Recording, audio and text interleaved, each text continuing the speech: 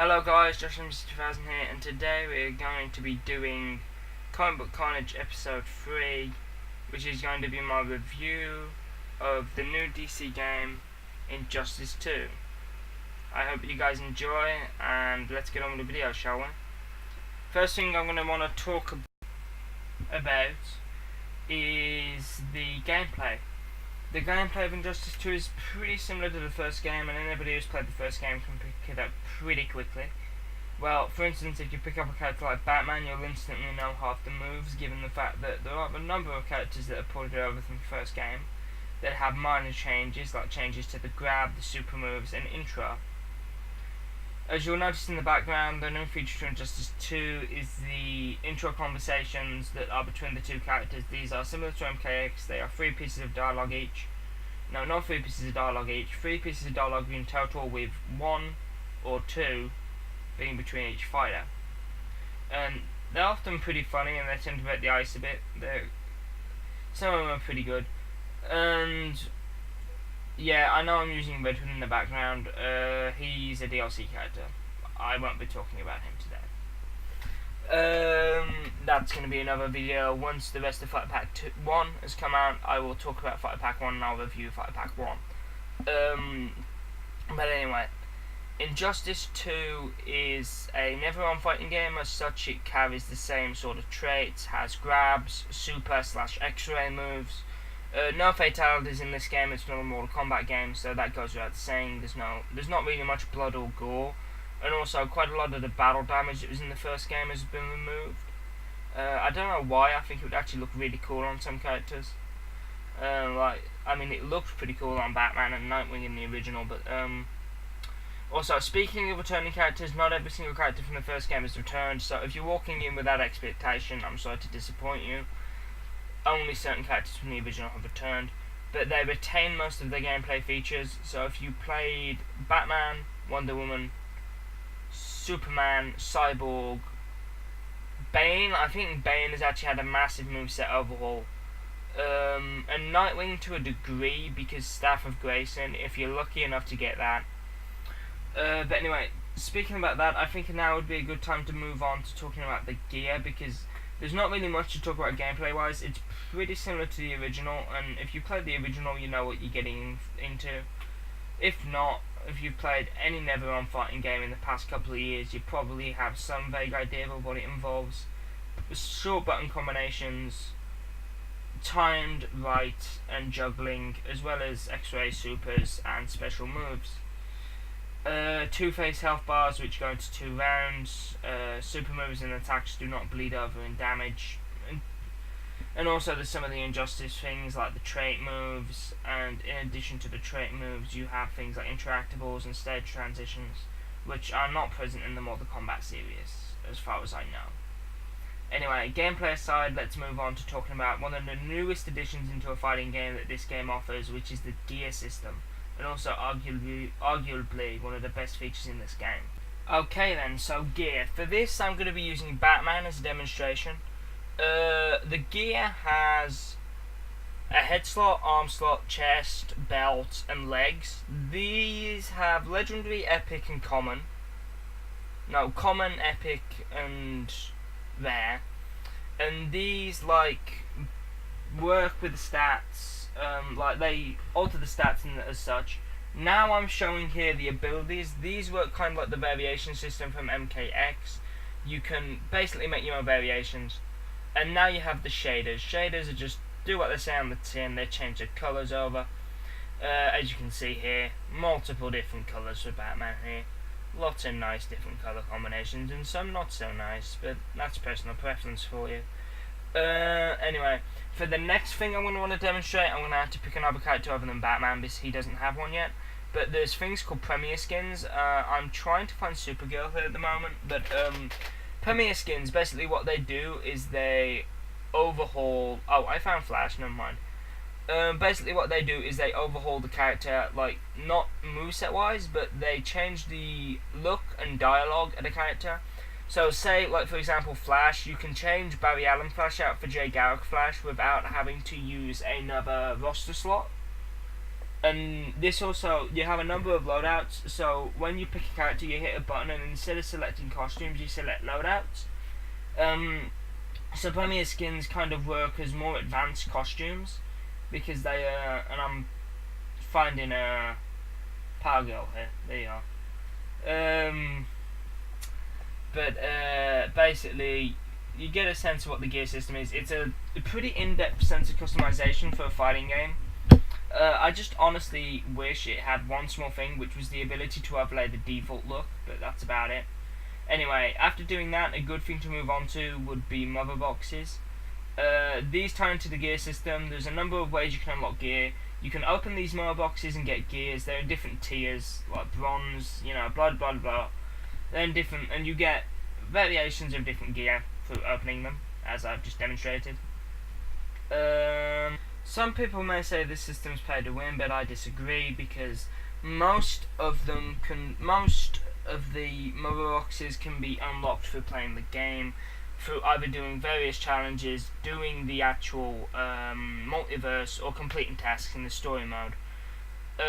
Basically, if you play long enough, you are bound to be waist deep in mother boxes. Now you can't.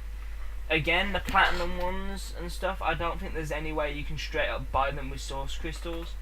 And even then, source crystals, you can just use them to either max out a character if you're too lazy to grind the level. But even then, grinding the level is as easy as doing the Endless Tower a couple of times. Or you can use them to buy shaders, so it's purely cosmetic. You can't get any OP gear pieces through the oh god, what's it called? The basically the paid currency. I can't remember the name. I just had this total brain fart there. I just completely forgot the name of that currency. It'll come back to me when I'm not thinking about it, but whatever. Anyway, speaking of getting gears and stuff, the next thing to go on to will be the Multiverse. The Multiverse, they're basically the MKX towers, but you have rewards of mother boxes and random gear. And sometimes specific gear if you're going on an event, like for example there was a Wonder Woman movie event up where you can unlock her movie gear, which I did that and I have some gameplay footage of it up on my channel. You can have a look. I'm not going to put it in the end cards because this is a comic book Carnage video, so it would make no sense if I did that. But I do also want to stress that this isn't pay to win. I've never come across anything that I think is woefully unfair, and also given the fact quite a lot of the status effects on the gear don't even work outside the multiverse, so it's pretty balanced and it's just mostly cosmetics. That said, if you're going into an online match and you're playing as a level 3 versus a level 20, you're not gonna win because actually I think it auto balances. Yeah, because me and my friend were playing split screen and it auto balances the levels, which makes it a bit more fair. But that said, multiplayer, I don't play multiplayer that much, but when I have played a bit, I've been using Red Hood from the Fight Pack 1, and I've enjoyed it. I've had a good time, and the connection's been fairly solid throughout my time playing, but I don't play much on the multiplayer side of Injustice 2, so you'd have to forgive me for that. I'm not massively in the know with that, so I do sincerely apologise. I do try my best though. But with that said, there's only one last thing to talk about now, which I think is the story mode. And also there's the practice modes and the tutorials I guess I should talk about as well. So with that said, I'm going to go on to the tutorials. Okay, so right then, the practice and tutorial modes. The tutorial mode is fairly standard. It just takes you over a few of the basic game mechanics. Then when you go into the practice, it lets you toy around with the character and like learn some of the stuff for yourself. But the characters do have character specific tutorials. One thing I've noticed with some of these is some of the combos it tries to get you to execute are pretty unforgiving on your hands. It's like, it was absolutely knackering my hand joints up trying to do some of these combos. Like after attempting them, my hands were actually physically in pain. I was having to crack my knuckles like that to relieve them. But you know, that's why I'm not the best fighting game player in the world, because I can't actually execute some of the moves some characters have. Biggest offender of this, in my opinion, is some of the ones they ask you to do for Dr. Fate. Some of the ones they ask you to do for Dr. Fate are horrible. But anyway, I've talked a bit about the practice modes. They're fairly basic, and I'd argue they don't teach beginner players everything. Like, there's some stuff they should have had in there that they don't have. But that aside, one last thing I forgot to mention is the guild system. This is basically a clan, but again, you can earn mother boxes through it. You can earn all sorts of stuff through it. You and your friends complete challenges and objectives, and guild specific multiverses to earn these stuff, and it does help out greatly. The more people you have in the guild, the better you are off, because you have more people working towards these goals. And also, you can customize the guild pretty intensely. You can even set a limit to what level you want people joining in. You can set it to private, visible, and it's a bit of a pain to invite friends to it though, because they actually have to search up your code for the guild. But minus that, it's not too bad. It just needs a little bit of work, but most part, I've got nothing really negative to say about this game. It was well worth the wait. But as a DC fan, none of this is the most important part. The most important part that I've got to talk about is the story. And they said they were going to avoid having NPC characters in this game, and my word, they kept their word. There were literally no characters in this story that weren't able to be played as in the game, which is a bit of a shame really, because I honestly think there's some characters that they could have added to the story to that would have been future DLC to enhance the story a little, but especially certain characters that look like they pretty much already had them ready to go. Especially given the fact the Fighter Pack 1 trailer dropped right before the game came out. Because, I mean, it was what got me to pre-order the deluxe edition in the end, to be honest. But that aside, character roster's pretty solid, and the story itself's pretty good. I would say it lacks some of the tension of the first game. But I'm gonna say straight off, the trailers are true. Brainiac is the big bad. There's really no rug pull ending. You expect it to end the way it ends. But speaking of endings, there are actually two endings that tie into a system. Because in the campaign, you can choose between two characters. There's some missions where you get to choose between, like, say for example, one of the levels where you go to Gorilla City, you can get to choose between Black Canary or Green Arrow. I chose Green Arrow because I'm probably better versed at Green Arrow than Black Canary, and also bear in mind the story was the first thing I completed in the game. And another note about the story: do not buy, if you're just buying this game now, do not buy Brainiac. Complete the story, and then you'll get Brainiac for free without spending money. Save that money to spend on another character or something more important than Injustice. But you know. Never don't tell you that. I think that's actually really sneaky, but then again, the story itself's fairly decent. Wasn't expecting anything particularly groundbreaking. It's a fighting game story, but it's passable. It's told mostly through cutscenes, but it's the same with most NetherRealm games, because you can't really tell much of a story through the gameplay. But the choice system where you pick two characters to use, essentially, basically means that you end up with the ability to pick between two endings. There's a Superman ending and there's a Batman ending, obviously Regime or Resistance, respectively. And they can take the game in either direction for the sequel, because it does set it up for a sequel.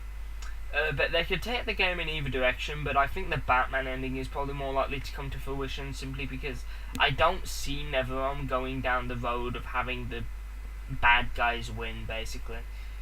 I don't see them going down that road, and also there's some more interesting stuff they could explore through the good ending, because I think through the good ending we're gonna be back to Regime versus Resistance again, which I don't particularly mind. I wanted them to continue with that premise in the sequel anyway, like have them going around mopping up the last of the Regime, which that's what I thought this game was going to be, but it didn't turn out to be that actually. But also some DLC characters I'd like to return as oh god, look at me! I'm talking about Injustice 3 already, and this game hasn't even finished its DLC cycle yet.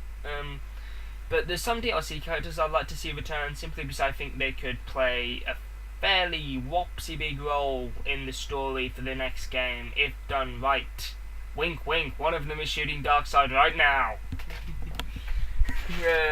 But you know, anyway, I honestly do think anyway, I'll also do a video on my thoughts with some of the DLC later on down the line, as I've said. But overall, I say if you're a DC fan or a fighting game fan or new to the genre in a whole, there is no reason why you shouldn't pick this game up. Full price, on sale, whatever. Last time I checked, it's on sale on the Xbox store, so if you want yourself a bargain, go down below and look in the Xbox store and see how much it is. I can't see the actual pricing because I already have it installed, but it says it's on sale, so I imagine it's probably a good idea. And if you've got a Xbox, if you've got a family member who is a DC fan and owns an Xbox and they don't already have this, I think it's a good birthday or Christmas present. I honestly do think this surpasses the original in a number of ways, and it's faithful to most of the characters minus the evil Superman, and it's a good DC fighting game experience. It's everything you could want in a DC fighting game, plus more. Because I mean, I never realised I wanted the gear system in this, but the gear system is actually, you know, I was good. The gear system's good, it keeps me playing, it keeps me coming back, it does its job. That's its job basically, to get you to come back for more. And it does that job well, because I find myself logging in, checking my gear, looking at new gear, and like, I'm playing a new character, leveling them up, and I'm about to go off, and I get a piece that's just one level above the level I am. And I'm thinking, it has some really nice status effects. Let's just get him leveled one more time, you know, and thus the gear system does its job and keeps me playing, even though it's like 12 o'clock at night or something ridiculous. But you know, Injustice 2, I'm not gonna give it a score. I don't give games scores on my channel.